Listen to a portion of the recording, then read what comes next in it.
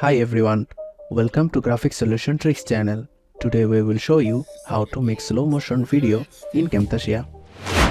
First, open Camtasia, import the video clip you want to slow down and drag it to the timeline. Here you can see a man running fast. So to slow this video, click on Visual Effects tab and find the clip speed effect. Drag and drop the effect onto the video clip. Now from Properties section, you can see a clip speed menu.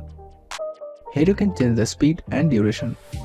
A lower value will slow down the video while a higher value will speed it up.